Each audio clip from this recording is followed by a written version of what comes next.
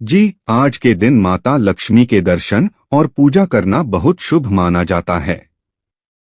माता लक्ष्मी की पूजा से धन, समृद्धि और सौभाग्य की प्राप्ति होती है।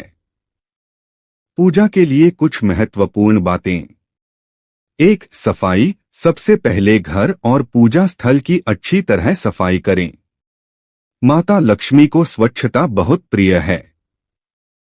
2. दीप प्रज्वलन। पूजा स्थान पर दीपक जलाएं और धूप दीप से माता का आवाहन करें।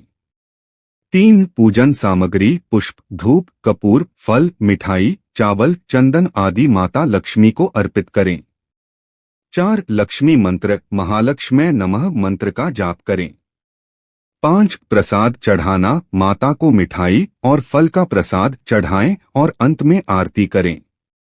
माता लक्ष्मी आपकी पूजा से प्रसन्न हो और आपके घर में समृद्धि और सुख शांति बनी रहे। प्रसाद चढ़ाने की प्रक्रिया में माता को मिठाई, फल और अन्य भोग अर्पित किए जाते हैं। यह प्रसाद माता के प्रति भक्ति और सम्मान का प्रतीक है। प्रसाद चढ़ाने के बाद माता की आरती की जाती है, जिससे पूजा का समापन होता है और मां की कृपा प्राप्त होती है। क्या आप विस्तार से बताना चाहेंगे कि 16 शुक्रवार सूर्योदय से 12 मिनट के अंदर 1 किलो किस चीज का प्रयोग करने का निर्देश है? इससे मुझे आपकी बात को ठीक से समझने में मदद मिलेगी और मैं आपकी मदद कर सकूंगा। बेल पत्र का विशेष महत्व शिव पूजा में है, क्योंकि यह भगवान शिव को अत्यंत प्रिय है।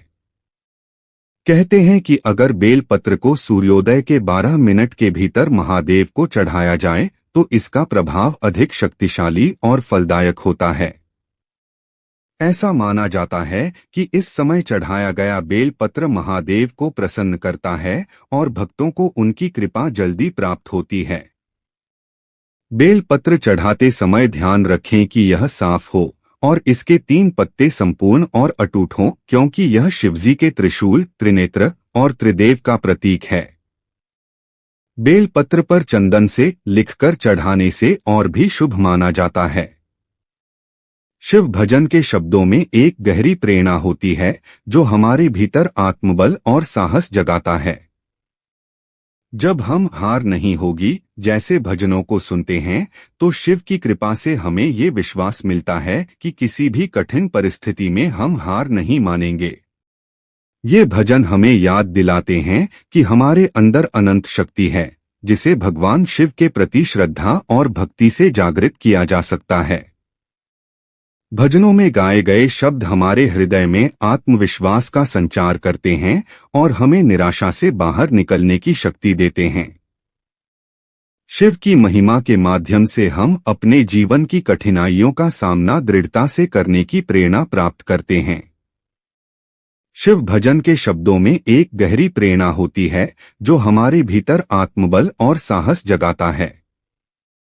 जब हम हार नहीं होगी जैसे भजनों को सुनते हैं तो शिव की कृपा से हमें ये विश्वास मिलता है कि किसी भी कठिन परिस्थिति में हम हार नहीं मानेंगे। ये भजन हमें याद दिलाते हैं कि हमारे अंदर अनंत शक्ति है, जिसे भगवान शिव के प्रति श्रद्धा और भक्ति से जागृत किया जा सकता है। भजनों में गाए गए शब्द हमारे हृदय में आत्मविश्वास का संचार करते हैं और हमें निराशा से बाहर निकलने की शक्ति देते हैं। शिव की महिमा के माध्यम से हम अपने जीवन की कठिनाइयों का सामना दृढ़ता से करने की प्रेरणा प्राप्त करते हैं। 22:22 का समय विशेष रूप से आध्यात्मिक दृष्टिकोण से एक महत्वपूर्ण संकेत माना जाता है। यह संख्या सामान्यतः संतुलन, समर्पण और ऊर्जाओं के सामंजस्य का प्रतीक है। जब इसे काली माता से जोड़ा जाता है तो यह उनके गहरे और रहस्यमय स्वभाव का प्रतिनिधित्व करता है। मां काली का संदेश। एक परिवर्तन और नवीनीकरण। मां काली का संदेश हमें यह सिखाता है कि हमें अपने जीवन में बदलाव को स्वीकार करना चाहिए।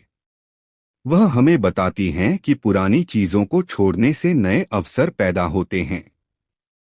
2. शक्ति और साहस। काली माता हमें अपनी आंतरिक शक्ति को पहचानने और उसे इस्तेमाल करने के लिए प्रेरित करती हैं। हमें अपने डर और संकोच को छोड़कर आगे बढ़ना चाहिए। 3 अंधकार से प्रकाश की ओर। काली माता का नाम अंधकार और उसके पार जाने की ताकत का प्रतीक है। यह हमें यह सिखाता है कि जीवन में कठिनाइयां और अंधकार केवल अस्थायी होते हैं और हम हमेशा प्रकाश की ओर बढ़ सकते हैं। 4 संरक्षण और सहायता। मां काली हमेशा अपने भक्तों की रक्षा करती हैं। उनका संदेश है कि जब हम सच्चे मन से प्रार्थना करते हैं तो वे हमें अपनी कृपा से मार्गदर्शन करेंगी। 5 आध्यात्मिक जागरूकता। काली माता की पूजा करने से हम अपने भीतर की गहराइयों को समझ सकते हैं। यह हमें आत्मज्ञान की ओर ले जाती है, जहां हम अपने अस्तित्व के वास्तविक अर्थ को समझते हैं। मां काली का ध्यान और उनके संदेश पर चिंतन करने से हमें जीवन में सकारात्मक परिवर्तन लाने की प्रेरणा मिलती है। किस किस को छोड़ू बाबा गाने का मजेदार कंटेंट फिल्म फिर हेरा फेरी की कॉमेडी को बखूबी दर्शाता है।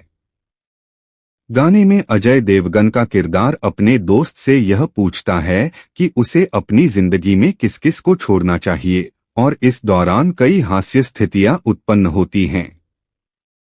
अगर आपको गाने के बोल चाहिए तो मैं उन्हें सीधे साझा नहीं कर सकता, लेकिन मैं गाने की थीम या इसके पात्रों के बारे में और जानकारी दे सकता हूं। क्या आप कुछ विशेष जानना चाहेंगे? किस किस को छोड़ू बाबा गाना फिल्म फिर हेरा फेरी में है, जिसमें अजय देवगन, परेश रावल और अक्षय कुमार की कॉमेडी नजर आती है। यह गाना एक मजेदार संवाद पर आधारित है, जिसमें अजय देवगन अपने दोस्त से यह पूछता है कि वह किन किन को छोड़ सकता है क्योंकि उसके पास बहुत सारे रिश्ते हैं। गाने में हास्य और मनोरंजन का अच्छा मिश्रण है जो फिल्म की कहानी के साथ जुड़ा हुआ है। अगर आपको इस गाने के बोल चाहिए या फिर इसकी थीम पर चर्चा करनी है तो बताइए।